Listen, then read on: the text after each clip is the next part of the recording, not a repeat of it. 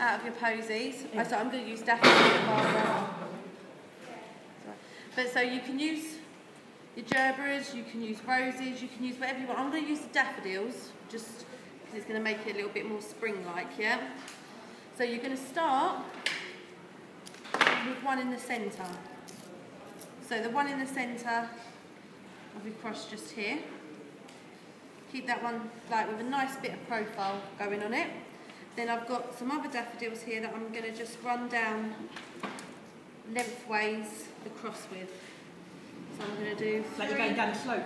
Yeah, basically just in a nice straight line, nicely evenly spaced. So 3 this end. I'm going to do 1 in the middle of each of the arms there. And then I'm going to do 1 here, then I just need 1 more. Let me just...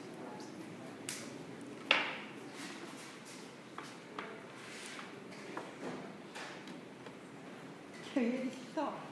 Yeah, I can finish that off. Not the one, but it's so...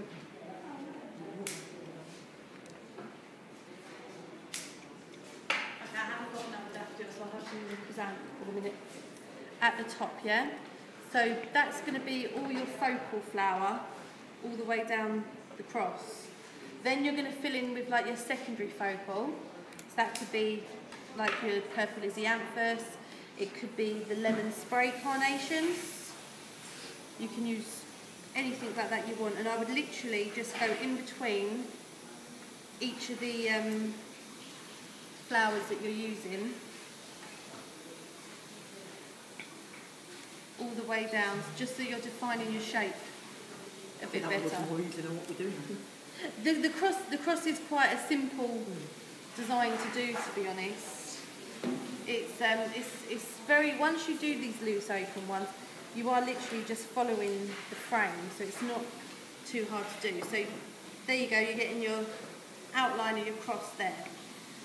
Then you're going to use things like the spray carnations and bits like that along the sides, because you don't want to do just the top of the cross, so you've got to make sure that you do all the sides as well as doing the centre.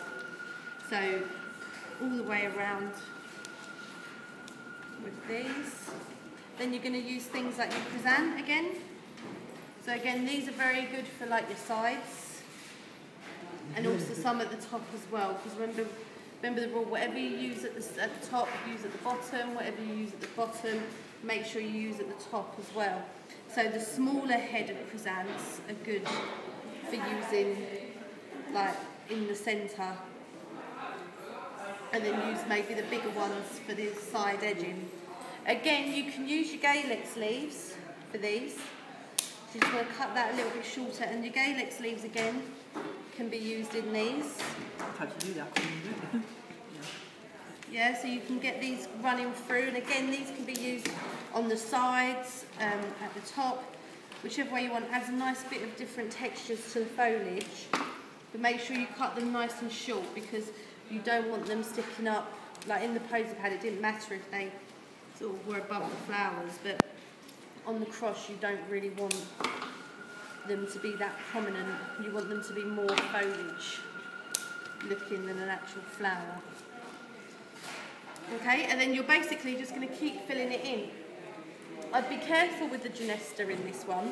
You can use it, but like you don't really want it sticking up too high, because it's going to lose the shape.